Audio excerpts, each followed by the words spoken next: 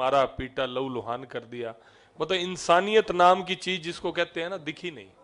मतलब एक बच्चे बेचारे राजस्थान के बच्चे थे, वो आए हुए थे यहाँ पर मशीन को, और मशीन भी किसके लिए, हम सब लोगों की मदद के लिए, ताकि आप लाइन में लग के अपना वोट ढूंढवाते हैं। कई बार किसी का वोट किसी पेज की बजाय दूसरे पेज पे चला जाता है और भीड़ होने के बावजूद उसका वोट नहीं मिलता।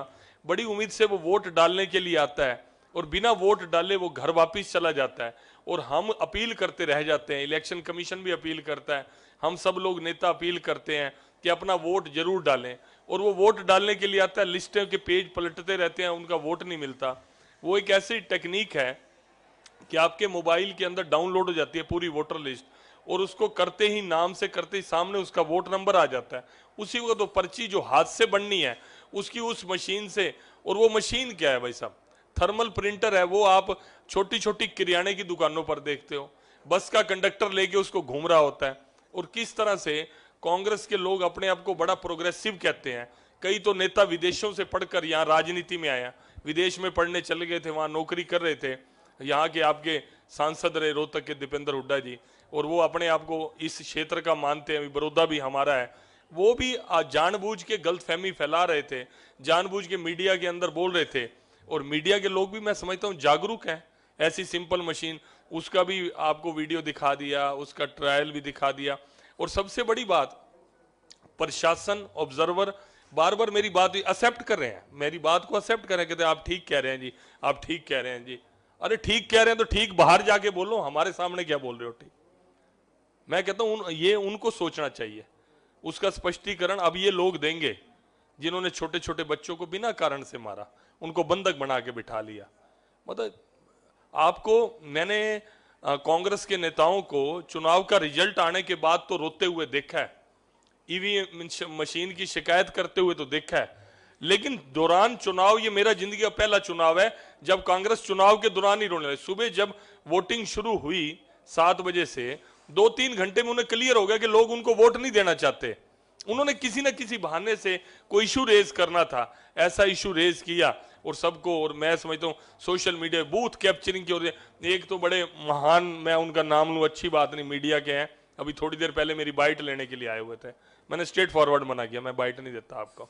वो तो पूरा कह रहे थे कि ईवीएम हैक कर लिया, ऐसी एक ब्लूटूथ के द्वारा ईवीएम हैक। बताओ भाई ये कौन सी और अगर किसी ने ईवीएम हैक, पहली बात तो 10 बार चैलेंज हो चुका है, और फिर अगर किसी ने करना है वो टेंट लगाकर सजाकर टेबल के ऊपर वो गुटखा सा मशीन रख के ईवीएम हैक करेगा। अरे यार ये मतलब एक बेतुकी बात को, बेतुकी अफवाह को एक मुद्दा बनाकर झगड़ा खड़ा करके डिस्टर्ब करना चाहते थे।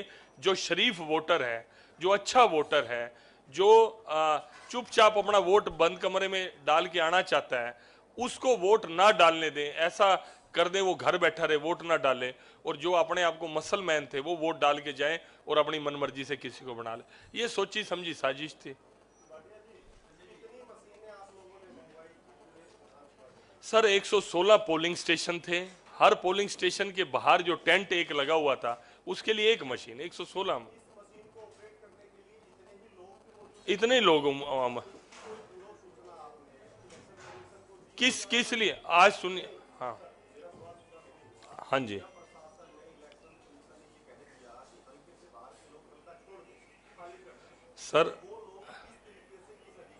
सर उसकी कंप्लेंट दर्ज हो सकती है, उसकी शिकायत हो सकती है।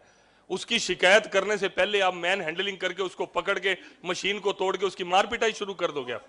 यार मैं कह रहा हूं कुछ भी वायलेशन हुई है उसकी कंप्लेंट दर्ज हो, उसका मुकदमा दर्ज हो, जिसका कसूर है उसके ऊपर उसको दंडित किया जाए। ये कौन सा तरीका है अमानवीय तरीका कि आप बच्चों को ही पकड़ के बिठा लो, मारने लग जाओ? ये कौन सा तरीका है? सर मैं वाजिब, सर आप एक बात सुनिए, हमने इसकी अनुमति लेनी पड़ती, आज से पहले भी ये इलेक्शंस के अंदर मशीन हुई, क्या हमें इलेक्शन कमीशन ने ये बोला? हमने बोला, उन्होंने स्पेशल एक टीम बनाई, एसआईटी टीम बनाई, वो सिद्ध नहीं कर पाए कि यार इस मशीन का प्रयोग नहीं कर सकते, ये नहीं बोला लास्ट। सर मैं आगे पूरी आपकी, सर आप मेरा प्लीज जवाब सुन लीजिए, मेरी लाइन पूरी होने से पहले आप बीच में बोलेंगे तो दोबारा से रिपीट करना पड़ेगा। मेरी आपसे रिक्वेस्ट, अपना कौन सा पेपर है भाई साहब? हाँ जी, अच्छा भाई साहब, अगर हमने कोई वायलेशन की है, किसी तरह की हमने वायलेशन की है, उसका प्रोसीजर हमारे को नोटिस देना, हमारा जवाब मांगना, वो है कि धींगा मस्ती से उनको मार पिटाई करके उनकी मशीनें तोड़ देना। मैं सिर्फ इतनी बात, अगर हमने वायलेशन की है, वो एलिगेशन लगाएं, हमारे ऊपर कंप्लेंट दर्ज कराएं, हम दोषी हैं तो हमारे को पनिश करें। मैं सिंपल कह रहा हूं, मैं तो स्वीकार कर रहा हूं आपसे, इसकी पूर्व सूचना हमें देनी चाहिए थी, हमने नहीं दी, हमारी अगर कोई गलती है तो पनिश करें। लेकिन जिस तरीके से इस चीज को टैकल किया गया, भ्रमित किया गया, पर्ची काटना ये जो वोटर है उसकी सुविधा थी या असुविधा थी? अभी 1 मिनट में आप अगर उस कॉन्स्टिट्यूंसी के आप अपना नाम बताएंगे, मोबाइल के अंदर नाम आपका फीड करेंगे, तुरंत पर्ची निकल के आ जाएगी। ये सुविधा क्या असुविधा है? या जो हम सारे के सारे बूथों की लिस्टों को उसको देखें, ये सुविधा के लिए था। आपने कई घोषणाएं की, यहाँ आपने कहा कि जीता तो मंत्री बनाया जाएगा, आईएमपी बनाई जाएगी, और भी बहुत सारी घोषणाएं हुई। चुनाव जीतने के बाद क्या आपकी घोषणाएं पूरी हो पाई? 100% चुनाव जीतना हारना परिणाम ये बड़ौदा वासियों का है, लेकिन जो भी घोषणा हुई है वो परिणाम उसको इफेक्ट नहीं करेगा उस घोषणा को। हमारे मुख्यमंत्री बहुत ऑनेस्ट हैं, बहुत सच्चे हैं, वही बात मुंह से निकालते हैं जो पूरी करनी है। चुनाव परिणाम के जो विरोधी थे वो बोलते थे, वो कहते थे जी ये खाली घोषणाएं हैं, वो खाली कुछ नहीं होना, ये नहीं। जब ये कनेक्टिविटी शुरू होगी, सड़कों की सारी सड़कें बन गई, फिर सरकारी मशीनरी का दुरुपयोग हो गया। वैसे बोलेंगे ये बोल रहे हैं काम नहीं करेंगे, काम करते हैं तो इनको सरकारी मशीनरी का दुरुपयोग लगने लग जाता। तो बीजेपी सांसद संजय भाटिया ने क्या कुछ कहा प्रेस कॉन्फ्रेंस के दौरान, सुना आपने। रुकेंगे एक छोटे से ब्रेक के लिए, जल्द वापस लौटेंगे।